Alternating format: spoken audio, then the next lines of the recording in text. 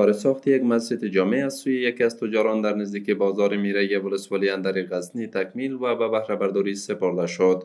به گفته این تجار، ساخت این مسجد نزدیک به 6 میلیون افغانی هزینه برداشته که تمام سهولت‌های مورد نیاز را دارا می باشد و از دیگر سرمایه‌داران کشور می خواهد که مانند او سرمایه گذاری کرده و در آبادی وطن سهم بگیرند. څنګه زه وینم زه خپل یو تاجر یم کوم تاجران سره فضل خدای الحمدلله ډیر امکانات اوس نو زه دغه چې دغه تقاضا کوم چې د مکتب پیسې کې د جماعت پیسې کې د سړک پیسې کې په دې کې د خپل منطقې خلکو سره همکاري وکړي.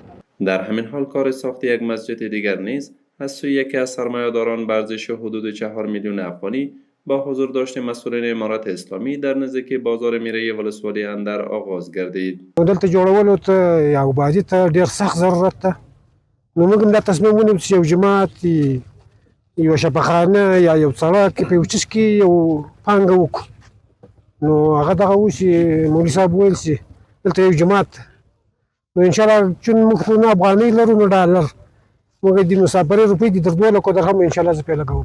مسئولین محلی و باشندگان محل با ساخت این پروژه های عامل منفعه خوشحالند و از دیگر تجاران نیز می‌خواهند که در آبادی کشور مسئولیت خود را ادا نمایند. الحمدلله جامع مسجد چې ده پراخ شوی ده چې د پخوا په پرتله باندې تقریبا 3 حصې خلک جایوي، یعنې پخوا چې 1 حصه جایول اوس الحمدلله 3 حصې خلک د پخوا په څېر باندې جایوي او د دلته 2 سړکونه هم جوړ شوي دي چې دا هم د قدرمنو جهادي مشرانو په همکاري باندې او د ولس په همکاري.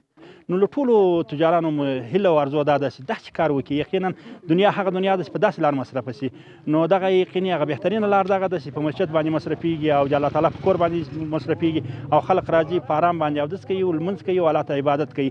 دا په مسلمانه جامعه کې یقینا ډېر د خیر او برکت ډېر پې خوشحاله یو. دې وطن کې په هر کونج کې یوه تاده او ډبره ښودله کېږي، موږ پرې خوشحاله او په باندې ډېر دغه کوي چې خدای نور هم سره راولي. خارج خلک دی هغه دې راشي جوړ دی. دا یو وطن ده. قابل یادآوری است که اندر یکی از ولسوالی‌های وسیع و پرنفوذ غزنی است که باشندگان آن از تامین امنیت خرسند بوده و خواهان توجه امارت اسلامی در بخش تطبیق پروژه‌های عمرانی نیز میباشند.